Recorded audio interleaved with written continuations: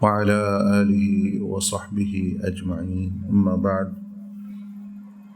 الحمدللہ، اللہ پاک کے فضل سے ہم شعبان کے مہینے میں داخل ہو چکے ہیں۔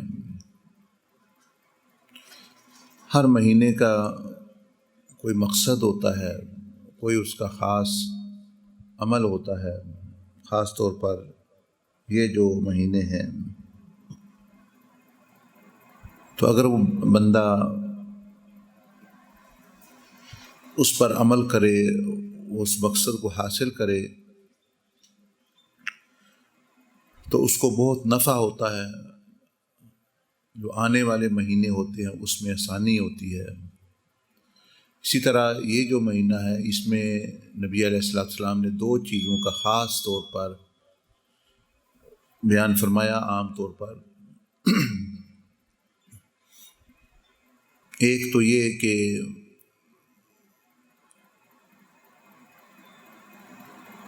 پورا سال جو ہے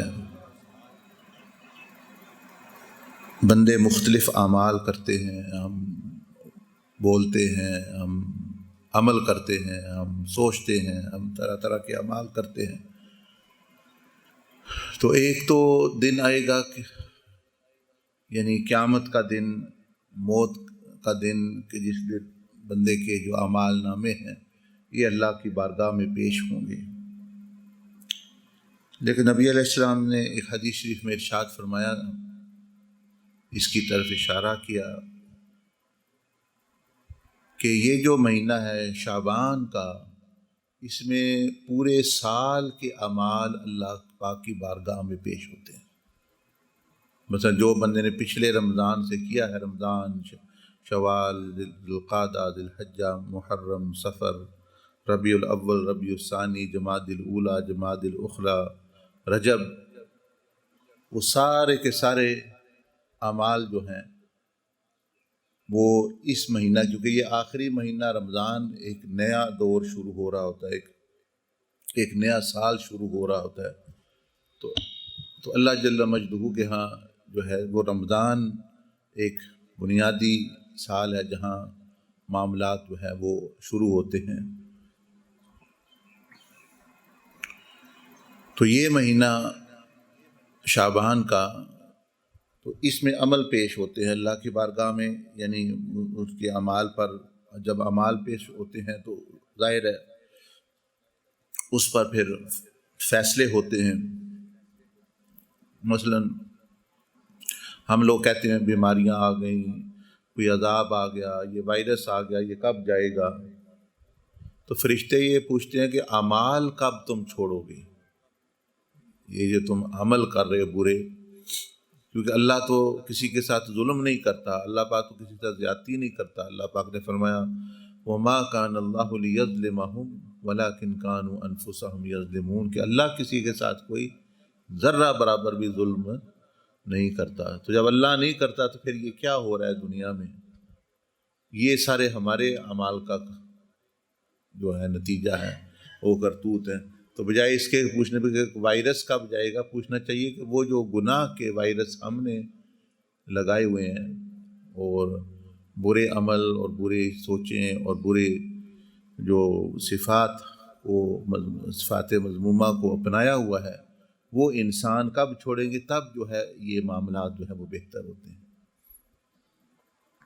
گویا آپ سمجھ لیں کہ جس طرح کا بیج بندے زمین میں ڈالتے ہیں تو فصل اس طرح کی آتی ہے۔ اگر بیج ناقص ہے یا بیج ڈالا ہی نہیں یا غلط بیج ڈال دیا تو اس طرح کی فصل آئے گی زمین سے، یعنی جس طرح کی بیج آپ ڈال دیں گے اس طرح کی فصل۔ کیلے کا بیج ہے تو کیلا آئے گا، مالٹے کا بیج ہے تو مالٹا آئے گا، گندم کا بیج ہے تو گندم آئے گی، اتنی بات۔ اسی طرح سمجھ لیں کہ اعمال جو ہیں یہ بیج ہوتے ہیں، آسمان بھی ایک زمین ہے اعمال کی۔ جیسے یہ دنیا کی زمین میں جو بیج ہوتے ہیں وہ گندم اور یہ چیزیں ہوتی ہیں، یہ ان کے لیے زمین ہے۔ تو جو عمل ہوتے ہیں ان کی زمین، وہ زمین کی طرف نہیں جاتے، وہ آسمان کی طرف جاتے ہیں۔ اور جس طرح اس زمین میں ہم گندم ڈالیں گے ادھر تو گندم پھوٹے گی، ادھر ڈالیں گے باجرہ تو باجرہ پھوٹے گا۔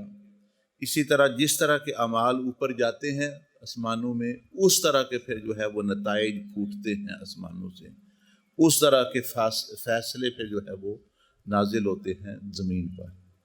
اب میں نے خود ادھر گندم لگا دی تو میں پوچھوں بعد میں وہ پتہ نہیں کیا بات ہے کہ یہ تو گندم لگ گئی، ادھر جڑی بوٹیاں غلط لگا دی، کوئی بیج غلط پھینک دیا، پھر پوچھوں میں یہ کیا ہو رہا ہے میرے ساتھ؟ کچھ بھی نہیں ہو رہا، وہی ہو رہا ہے جو میں نے خود کیا ہے۔ تو یہ بڑا ہی یعنی آسان سمجھنا ہے، کوئی اتنی بڑی مشکل بات نہیں ہے کہ جس طرح زمین میں ہم کھانے پینے کا بیج ڈالتے ہیں تو وہی نکلتا ہے، آسمان میں جو روحانی بیج ہم بیچتے ہیں، روحانی بیج کیا ہوتا ہے؟ اعمال، برے اعمال جو ہے وہ برا بیج ہے، اچھے اعمال جو ہیں وہ اچھا بیج ہے۔ تو وہ جس طرح کے بندہ لگائے گا اسی طرح کے جو ہے وہ زمین۔ اگر تو ایک بندہ غلط کام کر رہا ہے تو اس کے عمل اوپر جاتے ہیں، اس کے اوپر کچھ نہ کچھ آتا ہے۔ اور اگر انسان اکٹھے ہو کر، زیادہ بندے اکٹھے ہو کر غلط کام کرتے ہیں تو پھر نتیجہ بھی سب پر پھر اکٹھا آتا ہے۔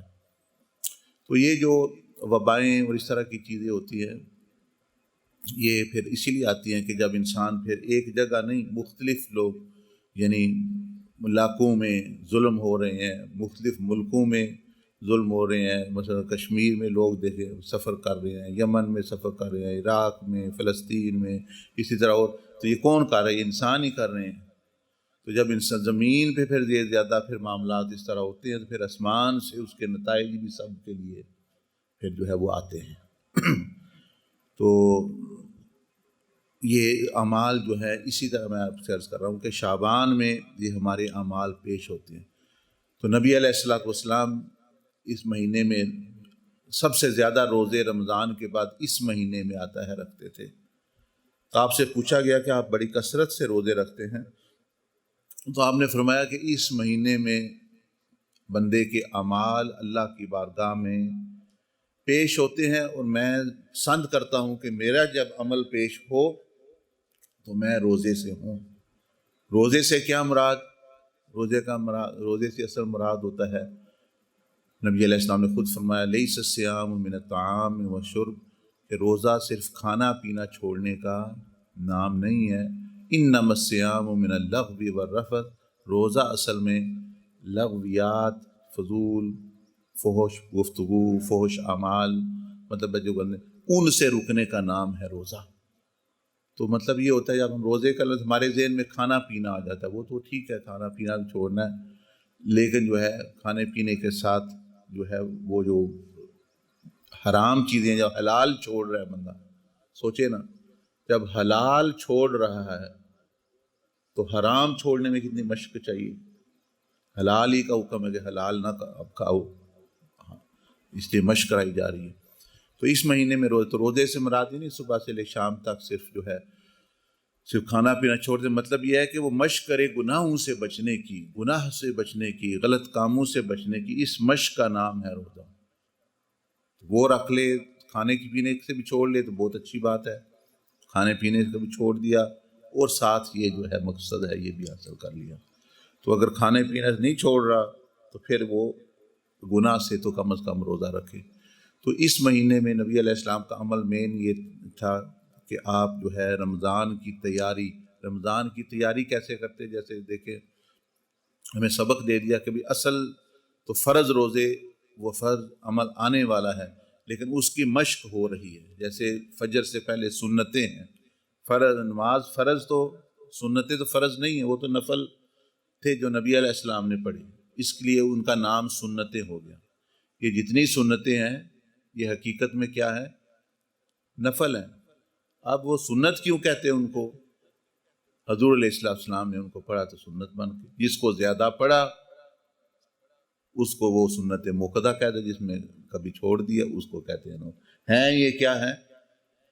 یہ نفل ہیں، فرض یعنی فرض نماز صرف یہی ہے جو 2 فرض، تو اس کے اور ظہر سے پہلے جو سنتیں پڑھی جاتی ہے وہ اسی مقصد کے لیے کہ اس بندے کو مشق ہو جائے، یہ بندہ اپنے خیالات سے پاک ہو جائے، ادھر ادھر کی چیزیں ٹھیک ہو جائیں، تاکہ جب یہ سنتیں ادا کرے گا اس کو ایک دفعہ تجربہ ہو جائے گا تو اب یہ فرض ادا کرے گا تو فرض اچھے انداز سے ادا ہوگا۔ تو جس طرح نماز کی سنتیں ہیں، روزوں کی بھی سنتیں ہیں۔ روزوں کی سنتیں کیا ہیں؟ شعبان میں روزے رکھنا، یہ روزوں کی سنت ہے۔ یعنی اس میں نبی علیہ السلام نے روزہ رکھا نا، تو اس کے ہو گیا، اب یہ سنتیں ہو گئی، فرض آنے والے ہیں۔ تو وہ یہ ہے کہ شعبان میں مشق کرے، ایک تو جسم یوز ٹو ہو جاتا ہے، کبھی روزہ رکھ لیا، 13، 14، 15 کا روزہ ہے، پیر کا روزہ، جمعرات کا روزہ، یا کبھی بھی رکھ لے مہینے میں کبھی، یعنی وہ اپنے جسم کو بھی تیار کرے، اپنے روح کو بھی، اپنے قلب کو بھی، اپنے ذہن کو بھی۔ تو شعبان کا یہ مہینہ ہے، اور دوسرا یہ کہ استغفار کا مہینہ یہ ہے، اور کہ یہ بندہ اللہ کی بارگاہ میں عمل پیش ہو رہے ہیں تو بندہ جو ہے وہ ان سے جتنی معافی مانگے، تاکہ اللہ کی بارگاہ میں جب پیش ہوں تو وہ غلط عمل پیش نہ ہوں، بلکہ صحیح اعمال جو ہے نیک عمل پیش ہوں۔ تو جب استغفار کرے گا، اللہ سے معافی طلب کرے گا، بخشش طلب کرے گا اور ستاری طلب کرے گا، تو ظاہر ہے وہ اعمال جو ہیں وہ برے ختم ہوں گے، اچھے باقی رہ جائیں گے، اللہ کی بارگاہ میں پیش ہوں گے۔ تو جب اللہ پاک کی بارگاہ میں پیش ہوں گے، وہاں ہمارے لیے فیصلے جو ہے وہ اسی کے مطابق جو ہے پھر وہ اگلے سال کے لیے فیصلے، کیونکہ یہ مہینہ سمجھ لیں پورے سال کا وقت ختم ہو رہا ہوتا ہے، ایک نیا سال سمجھ لیں شروع ہو رہا ہوتا ہے، اور نئے سال کے فیصلے بھی آتے ہیں۔ جس طرح آپ جانتے ہیں 15 شعبان یا شب قدر فرشتے بھی اترتے ہیں، تو وہ سارے سال کے فیصلے لے کر بعض دفعہ اترتے ہیں، اور معاملات جو ہے وہ لے کے اترتے ہیں۔ تو اس لیے وہ کون سے معاملات، اب ہمیں تو نہیں پتہ وہ کیا لے کے اتریں گے، لیکن ہم انفلوئنس کر سکتے ہیں، ہم ان پر اثر ڈال سکتے ہیں۔ کیسے؟ جب ہم اچھے اعمال اختیار کریں گے تو وہ فیصلے بھی اچھے لے کر آئیں گے ہمارے لیے، برے کریں گے تو پھر برا ہوئے گا، پھر ہم کہیں گے ہمارے ساتھ کیا ہو رہا ہے۔ تو یہ چند چیزیں ہیں شعبان کے متعلق، یعنی تیاری، گناہ سے بچنے کی مشق روزے سے کے ذریعے سے، اور اعمال کو بدلنا، ہم برے اعمال کو مٹانا، اچھے اعمال کرنا، تاکہ جب یہ اللہ کی بارگاہ میں پیش ہوں تو بندے کے لیے اچھے فیصلے ہوں اس اعمال کے مطابق۔ کیونکہ میں نے بتا دیا کہ اللہ پاک نے خود فرما دیا کہ میں تو کسی پر ظلم نہیں کرتا، بندے ہی اپنے اوپر کرتے ہیں اپنے برے اعمال کے ذریعے۔ اللہ پاک مجھے بھی آپ کو توفیق عطا فرمائے۔ سبحانک اللہم بحمدک، نشہد ان لا الہ الا انت، نستغفرک و نتوب الیک۔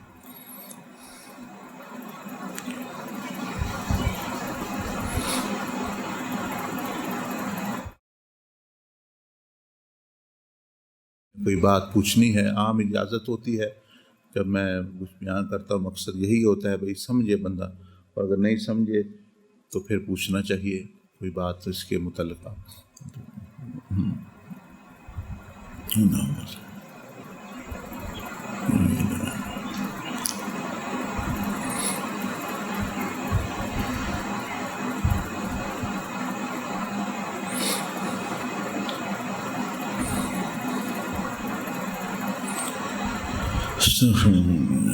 جزاک اللہ علیہ وسلم۔